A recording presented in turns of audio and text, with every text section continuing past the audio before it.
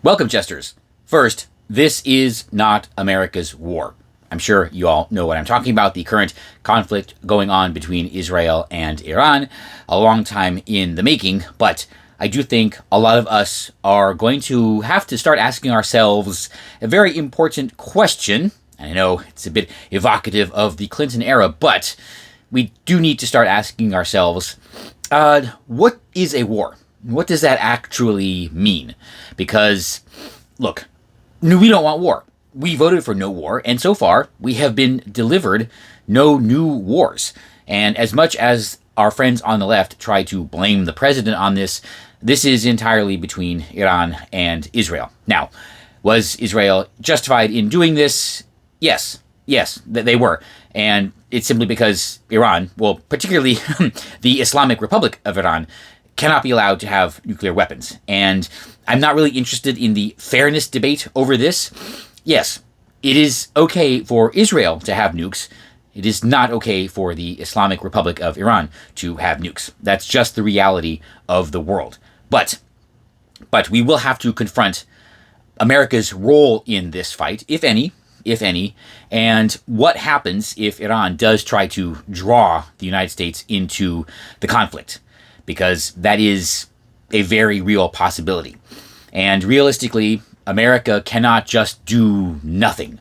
We do have to respond if it does come down to this. Now, perhaps if the first strike is just some equipment, we can get away with a stern warning from President Trump. And we know, North Korea, what a stern warning from President Trump actually means, despite our friends on the left trying to convince everybody that we are an embarrassment. Not worried about that. But if they try something else, if they actually put American personnel in jeopardy, or, one of our service member over in the Middle East gets a paper cut, I do think it is appropriate to respond with a wildly disproportionate response that would make Rolling Thunder look like a spitball fight. Yes. So here's the thing. We can do this without putting any Americans at risk. We can do this without putting any service members at risk.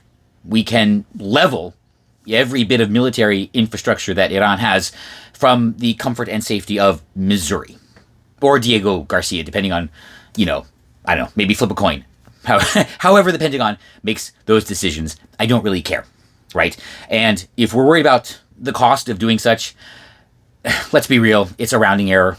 It really is. So I don't even want to guess at what that might cost. Right? Especially with the way that Washington spends money. They really have nothing to say. However, I do think we should be prepared for what comes next. And I do hope the president and the Israelis have a goal in mind if this is going to execute. Yeah, if they are going to execute, I do hope they have a goal if they are going to escalate. I think it's important that Iran knows that they would be fighting two wars. They would be fighting against Israel and the United States. Well, they wouldn't be fighting us, but whatever, separately.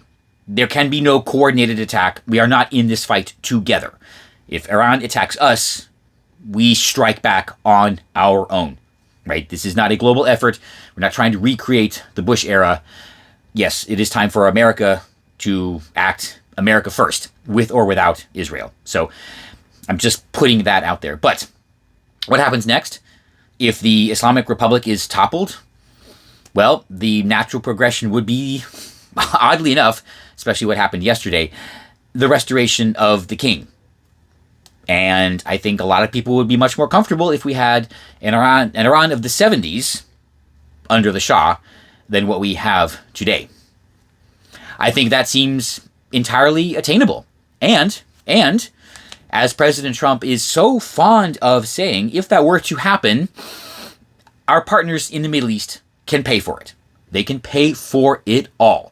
I'm talking about the Saudis, the UAE, Jordan, Oman, India. Even India might chip in a few tens of billions of dollars just to corner Pakistan.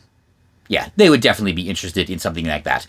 And, by the way, sorry, Liz, not going to happen. this is not going to be an opportunity for the Cheneys and Halliburton to get rich again, right?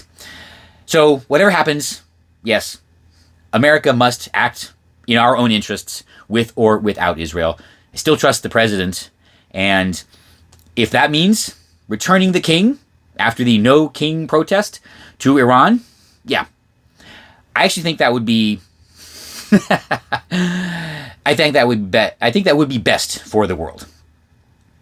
You know I'm right.